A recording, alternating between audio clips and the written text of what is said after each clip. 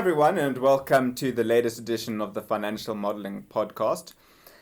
I've been asked a lot of questions recently on what does financial modeling mean in your personal capacity. So obviously a lot of my podcasts are more around financial modeling for corporates, but certainly financial modeling in your personal capacity is exceptionally important. And a lot of people, I think, don't understand necessarily that you can actually do that, or necessarily how to optimize the management of their personal finances. So with me today on the very special podcast and video podcast is Geo and PJ. So hi guys, and thanks very much for meeting me today. Morning Matthew, thank you for the time, and glad to be on your podcast. Sure. Yeah, thank you Matthew. So talk to me a bit about personal financial modeling. So when I do financial modeling for corporates, it's very much about understanding the revenues, understanding expenses, understanding if there is debt, what the debt service cover is like, which is basically how easily they can pay the debt, and obviously the terms of the debt as well. And I'm sure a lot of that translates into somebody's personal capacity. They've got their own revenue, which is their income. They've got the expenses. A lot of people have debt. They've maybe got a house bond. They've got a car, and they've got certain expenses that come off every month. In your experience, are people optimizing the management of their personal finances? Do people build personal financial models? And what's the best way to go about doing that? Matthew, to quickly answer, the answer is no. People don't. That's why we started our show as well, called the F Word. We realized that there's such a shortage of knowledge, personal financial knowledge. In school, we are not taught that. In university, we barely talk about personal finances. With our relationships with friends and family, we are not teach the basic concepts of financial planning. And you spoke about a business having a balance sheet and income statement. In your personal capacity, you should have that as well. You should know what your budget looking like. That's the starting point.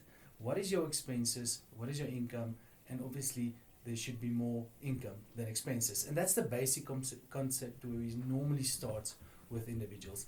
And we realize that not a lot of people know where to start. I think that's the main place to start. Yeah, most people, we work with a lot of business owners, and I can tell you in the business, this is where we are, and that's what we're going, and we have a plan for the business.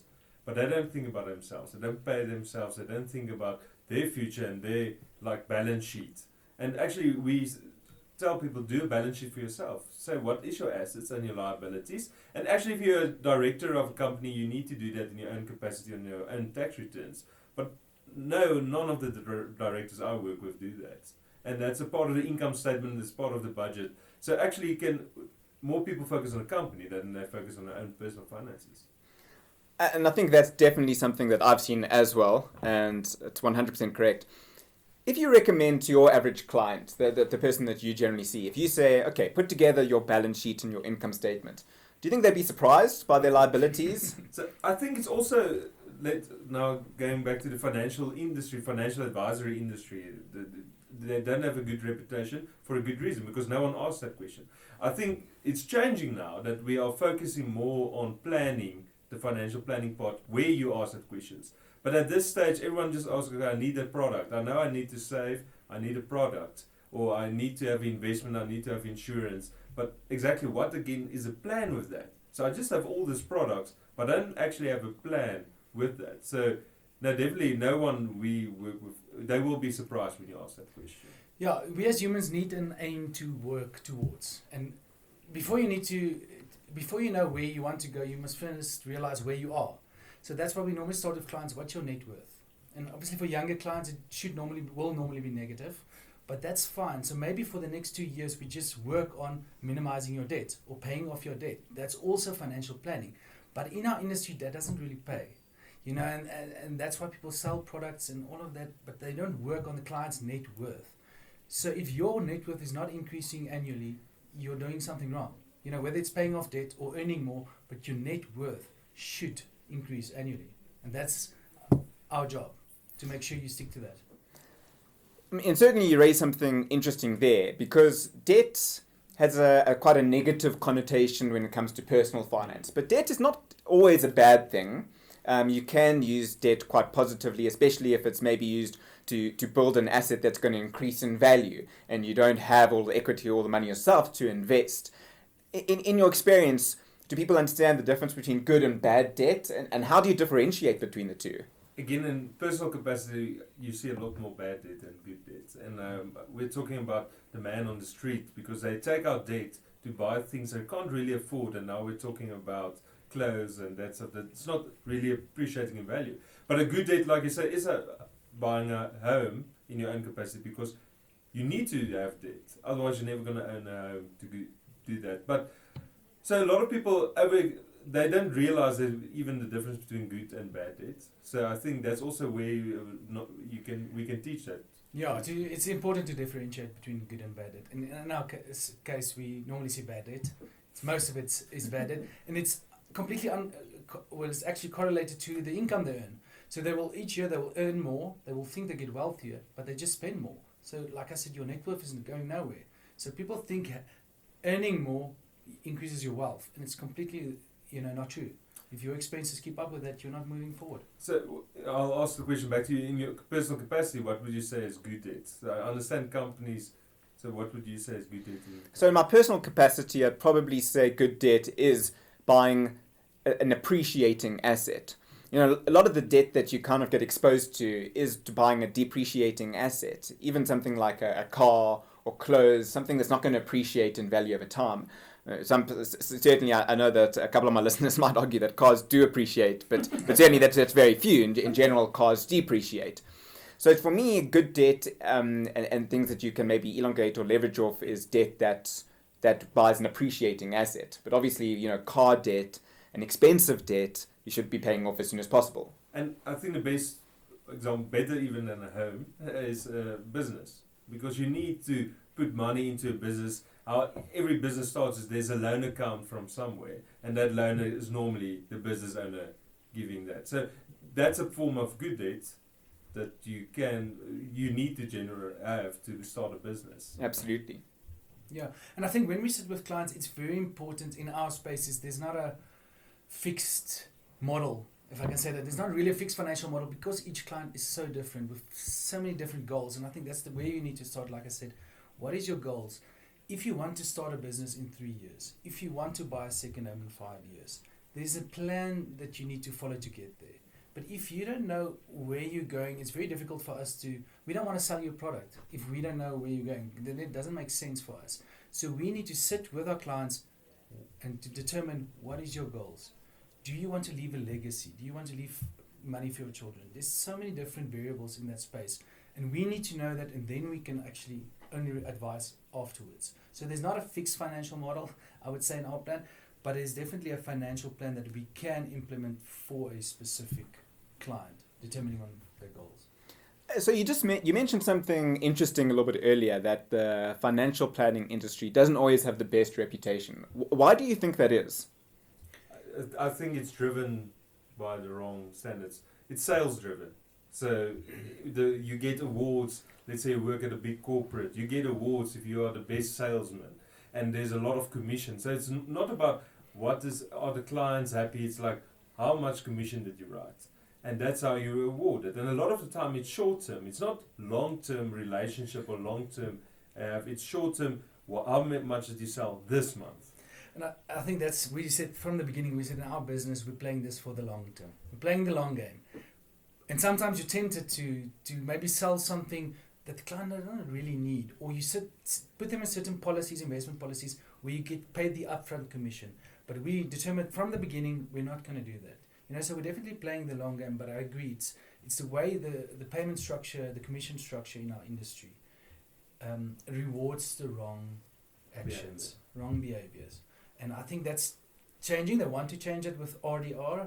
Retail distribution. So they want to change it. Still a long way to go there. So just people are motivated by the wrong behavior. So let's talk practicalities for a second, right? Let's say we've got somebody who says, right, I want to start managing my personal finances. I want to build a financial model for it. I really want to optimize it, understand my assets, my liabilities. What's the starting point? What would you recommend is the first thing that somebody does? He comes to you and says, I don't know where I'm at. I don't know what my personal finances look like. What should I do? Again, you need to know where you are currently. So first of all, write down all your assets and liabilities. I think that's definitely where you should start. assets, liabilities, where you are currently at, and then do a budget. A lot of people, we say, how much do you have a budget? And 50% puts up their hands, and they say, how many people stay with the budget? No one puts up their hand. So it's important to put up a budget, but also monitor it monthly. So I think that's if you start there, you know where you are, and then we can start and say, okay, what's the goals? How much you want to save? And we also work on a 50-20-30 principle. Yeah, with a budget, I'll get to that now. I think in our industry, it's very important to differentiate between IQ, having the knowledge, and EQ, where I think that's a lot bigger space. In our space, that's a lot more important. Meaning, I sit in front of the client, we sit in front of the client and ask, what do you really want out of this meeting? Some of them, the wife sent them there and they just need to be there. Some of them really want to make a difference. Some of them say, just help, Geo, just help me, hold me accountable. I know what to do, but I need someone to hold me accountable. So I sort of asking them really, what do you want out of this? And then I can see whether they are really wanting to work with me. Then we sit, like PJ said, we can give me all the information. You sit and listen. What is your assets? What's your liabilities? What's your goals? Then we can determine where you are currently, and then there's a nice conversation. Where do we be going from here? You know, so to really have that EQ, I was listening to 702 CBS Makaza, and he said that there's such a lack of skills knowledge in our industry. He's been with 6 advisors, and he still doesn't understand. So there's a shortage of skills, just being able to discuss it in layman's terms so that the client actually understands what we're busy with and not throw jargon at him and that he think we are smart. And for someone setting up their own budget? Someone setting up their own budget, we work with a 50-20-30 principle. Just in short, that means 50% of your after-tax money should be basically your must-haves. Your must-haves. That's your car, your home, cell phone, groceries, things that you cannot live without. Netflix does not fall into that category. So that should be more or less be 50%. Then, the next 20% you should first invest. Before you spend money on anything else, you should first put away 20%, whether it's with your corporate or in your own personal capacity. And then afterwards, you can take the next 30% and spend it with a clear conscience, because you've already looked after yourself in a financial sense. Yeah, so then we recommend that. And I think that's a great principle to follow. And certainly if you can do that, I think you're on your way to managing or mastering your personal finances. A question, and it sounds like quite a simple question, but it's not. I think the answer is a little bit more nuanced. Is what's the difference between saving and an investment? So it depends who you ask. A lot of people say saving is just I'm putting money under a mattress or just keeping it in my bank account. So a lot of people say that's just saving. So I'm just keeping it in my bank account. And what a lot of people say against saving is you don't realize, okay, you are not losing money. You're not taking risk in investments. Let's say investments got risk and savings got not risk. So that's what I will say is a big difference. But a lot of people don't take into account inflation. Again, in your personal capacity, each one has got its own inflation. We can look at a CPI rate that's 5.3%, but in your capacity it can be quite different because your children need to go to university. We know that's CPI plus 3%. Woolies is either maybe CPI.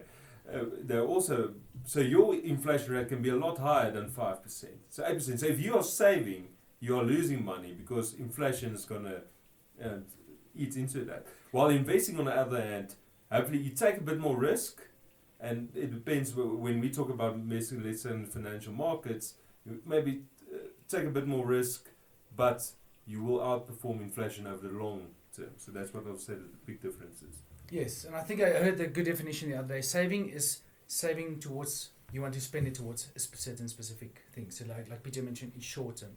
Investing is to make your money grow, and not really saving for something specific. It's to earn a second income at a later stage. And I think you really hit the nail on the head there in terms of inflation. I think many people look at sort of what government or Stats SA releases inflation to, oh, that's what my expenses are going up by annually, 5.6%, 6%, whatever the case might be. Whereas really your personal inflation can be anything up to 12% if you have a look at what medical aid rates are going up by.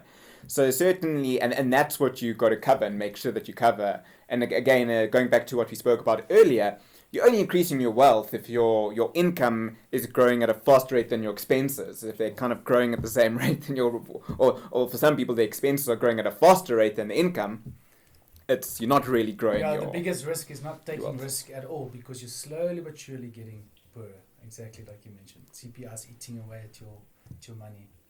I think that was exceptionally useful, and I think it's a very scary topic for a lot of people. Come at finances, exactly like you said. I think a lot of people think it's complicated, and I think, to be frank, I think it's in a lot of people's interest to make it complicated.